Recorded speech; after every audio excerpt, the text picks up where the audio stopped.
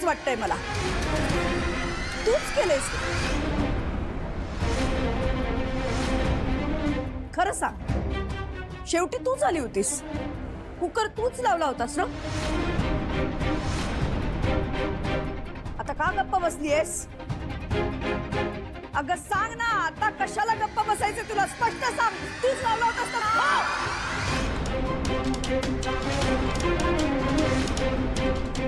मीच ठेवला होता कुकर.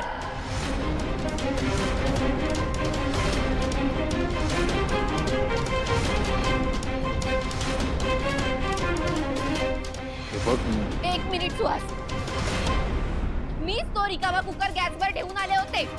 काय म्हणणं तुमच्या सगळ्यांचं? ताई अगं पण का? आणि हा कुठला राग आहे? कारण ही मुलगी मला या घरात सहन होत नाहीये.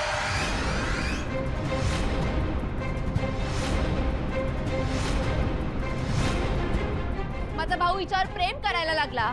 या घरातल्या सगळ्यांनी हिला ऍक्सेप्ट केलं. मला वाटत होतं आई तुझं काहीतरी वेगळं मत असेल. तू हिला कधीच ऍक्सेप्ट करणार नाही, पण नाही, तुझं पण मत बदललं. अगं हिच्यामुळे देसाईंची इज्जत धुळीला मिळते, कसं कळत नाहीये तुला? कीर्ती,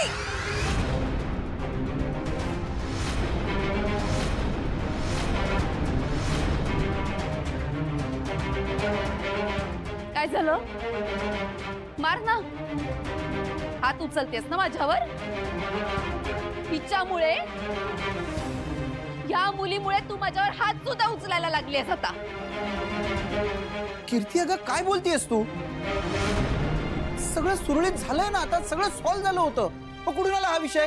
कारण तुम्ही सगळ्यांनी ऍक्सेप्ट केलेलं असलं ना, तरी मी ह्या मुलीला सून म्हणून कधीच ऍक्सेप्ट करणार नाहीये.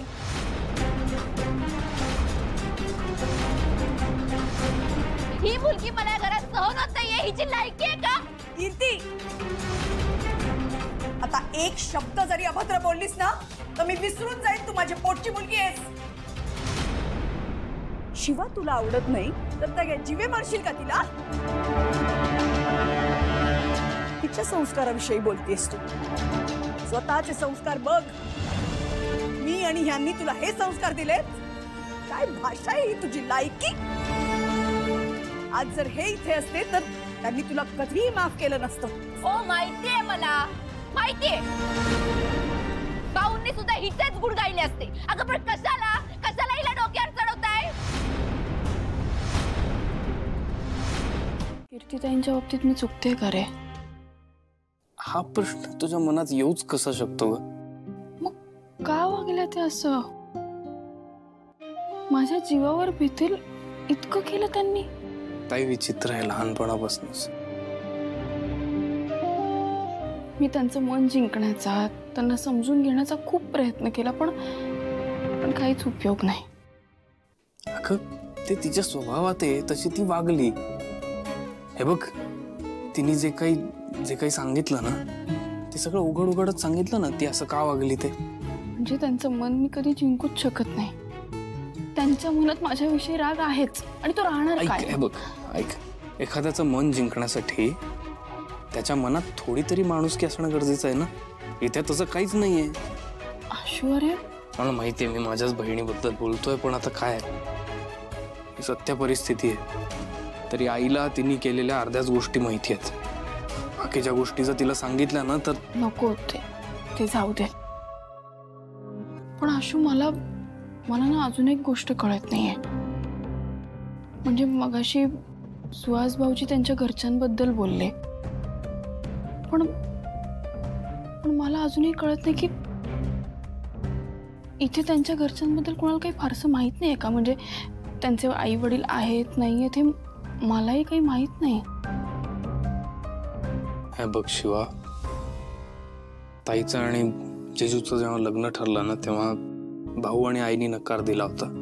त्यांच्या घरच्यांनी नकार दिला, पण मग तरीही ताईने जबरदस्ती लग्न केलं. मग जेजूची परिस्थिती नाही म्हणून भाऊंनी त्याला नोकरी दिली आपल्या कंपनीत. त्यानंतर तो इथेच राहायला आला, घर जावई म्हणून. मग भाऊंनी सगळ्यांना हा विषय बंद करायला सांगितला, कारण त्यांना सुद्धा त्यांची मुलगी रोज समोर दिसत होती ना. मग काहीच प्रॉब्लेम नव्हता. मग आम्ही विषयच बंद केला. पण तू ऐक, तू फार काळजी नको करू, झोपतो. हा अरे पण आशू, सीताईंनी कीर्तिताईंना दिलेल्या शिक्षेचं काय? त्यांच्या मनात अजूनही राग राहणारच आहे. तो राग आता हे बघ, तिला जी शिक्षा मिळाली आहे ती मिळणं गरजेचं आहे. ती जर नाही मिळाली तर तिला असं वाटेल आपण जे वागतोय ते बरोबर आहे. अगं हे बघ, माणसाला चांगल्याचा आणि वाईटाचा थोडा विचार करण्याची कपॅसिटी असणं गरजेचं असतं ना. ती इथं नाहीच आहे. तिला मिळू दे शिक्षा, योग्य वेळी योग्य ती शिक्षा मिळणं गरजेचं आहे तिला. तू झोप, विचार नको करू, झोप. तू का करतेस पण? कीर्ती उठली नाही का अजून?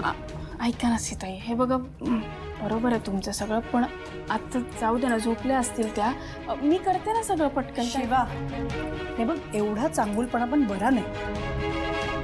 कीर्ती उठली सुद्धा नसेल, तिला शिक्षा झाली आहे ना, ही सगळी कामं तिनेच करायला पाहिजे. ऐका ना, सोडा ना, जाऊ दे, मी करते ना पटापट. नाही शिवा, या वेळेला मी तिला सोडणार नाही. तुला एवढीच कामं करायची आहेत ना, तू पूजा कर, जा जा. झालीये पूजा. मग तुळशीला पाणी घाल. तेही झालंय.